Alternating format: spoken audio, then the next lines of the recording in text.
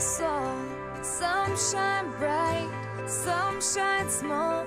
The rains will come and the waters rise, but don't you... The LORETTO Sisters began over 400 years ago with the purpose of sharing the faith with young people and particularly educating women and girls.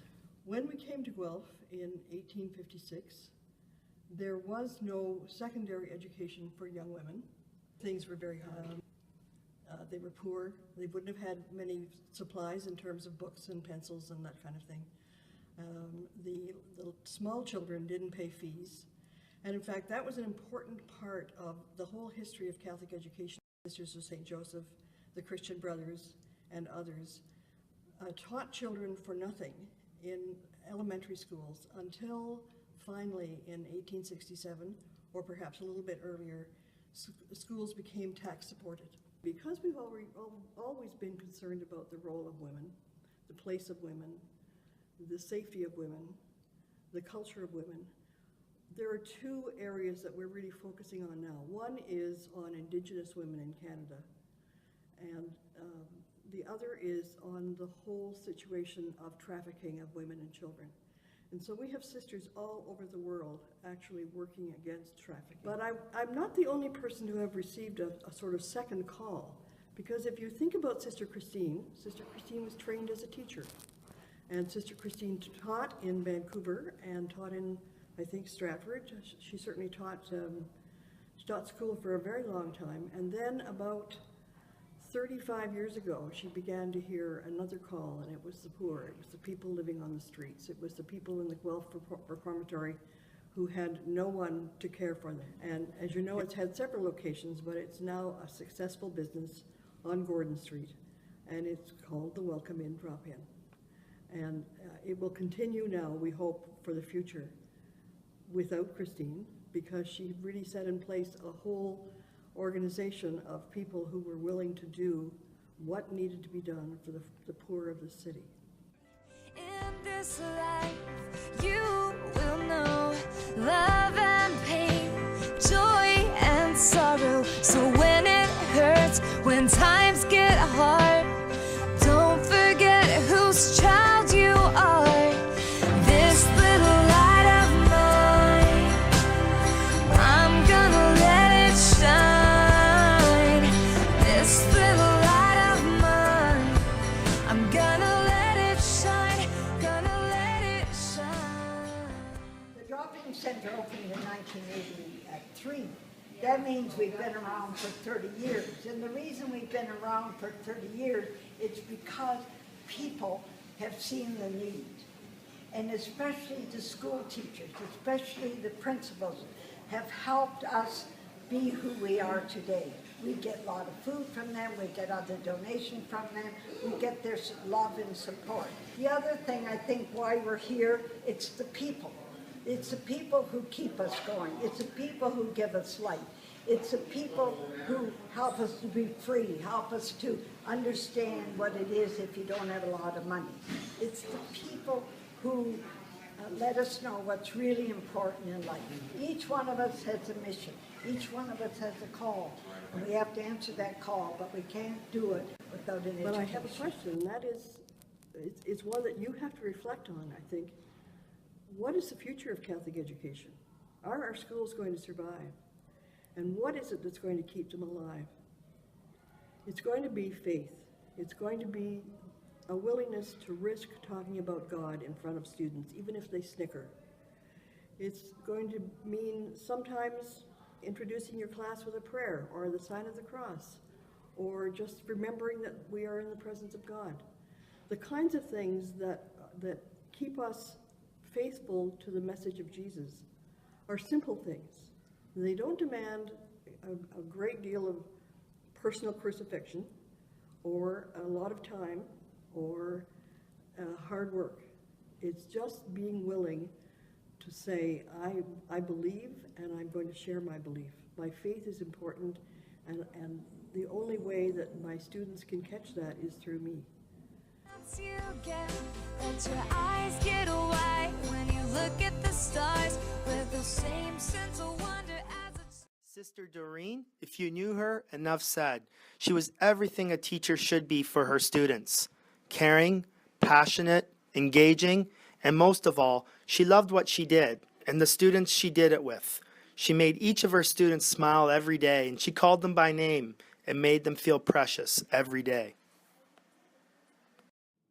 As I come full circle and I end my career in education, I am forever grateful to all Sisters of Loretto for the life lessons and passing on their joy, commitment, friendship, and examples of faith to their students, colleagues, and everyone who crossed their path. Those black habits swishing down the halls of an elementary school seemed ominous and almost scary. Then came the straight mid-calf navy skirts, tucked-in white blouses, buttoned to the neck, topped with an unstructured long jacket and unfashionable brogues, presenting a stoic and austere female form.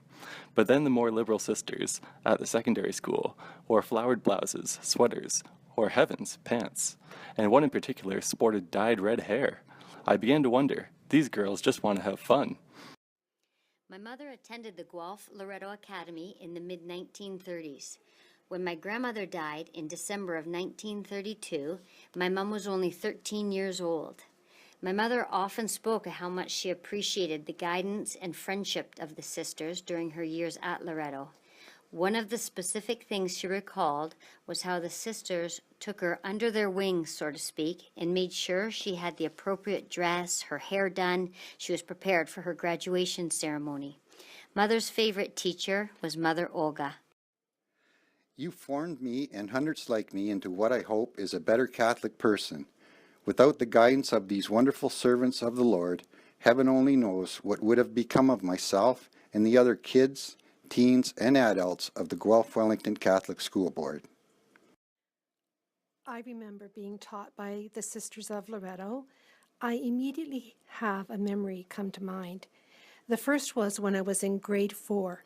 Sister Gilbert had a very rough class of boys who she kept under control with a very firm hand. One day, she asked me to step out into the hall. I was trembling, for I thought I was going to get a taste of her firm hand of control. Instead, she said, with a very kind voice, what I remember to this day, "Joseph, what is it that is bothering you today? You seem upset." Well, I burst into tears as she hugged me close. I had just lost my grandmother, whom I was very close to. I was crying for my grandmother, but also because this was a very tough nun who cared enough to notice I was in pain and was holding me close and giving me comfort. Wisdom, courage, and honor. The motto of my school, modeled by the Sisters of Loretto, has guided me throughout my life. My gratitude is sent to so many sisters with whom I've had the privilege to know and form lifelong relationships. We will deeply miss their vibrant presence in Guelph.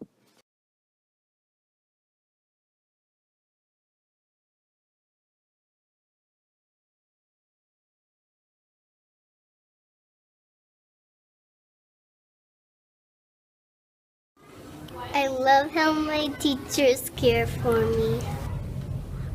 I'm a new student at this school, and people made me feel special. I like learning about stories that help me be a better person. I liked communion because it made me feel special. I like learning about God because it makes me feel good. My wish for the future is that Catholic schools keep being a place of hope for everyone. I'm very thankful to have an education because some people don't receive that gift. This is my first year at the Catholic school, and everybody's been very nice to me. This is my first year in Canada, and I like to be in a Catholic school because everybody's closer to me, and there's more responsibility. I'm looking forward to high school when I get to take religion classes and learn about other types of religion. I think that Catholic school should keep being like home. So this is my first time being in a Catholic setting, and I'm really surprised by how open the people are, and that has changed me by making me a more open person and a well person all around. In the future, I hope that kids like me get to spend the time together as a community having a gift like Mass. I hope that Catholic education continues in the future because it's helped me a lot in my own life, and I hope that it can continue to help others in future endeavors. Being in a Catholic school, I'm very appreciative of how the spiritual and the faith aspects are expressed through our interactions every day between different students and teachers. Myself, I'm not Catholic, but I can see and observe how people use these teachings in their day-to-day lives. Treasure the time, and for those who are gone, keep their memories alive. Hold on to your dreams, don't ever let go. There's a fire inside you, burn it with hope. This little light of mine, I'm gonna let it shine. This little light of mine, I'm gonna let it shine, gonna let it shine. There will be days when you wanna give up, when clouds settle in. But after the rain comes the sun, don't you ever forget. Don't forget, child, don't forget.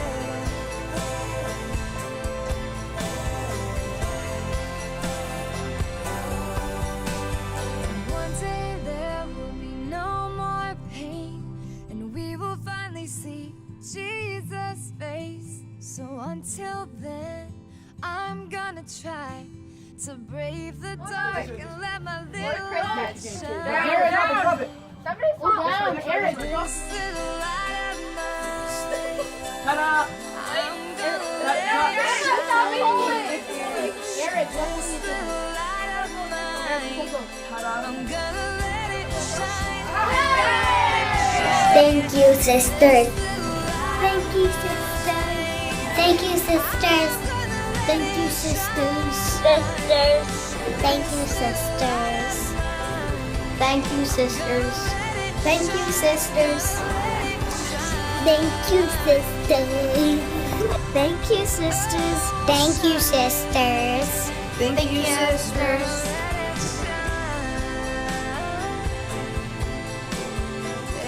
I like to be in a Catholic education because it brings light in my life.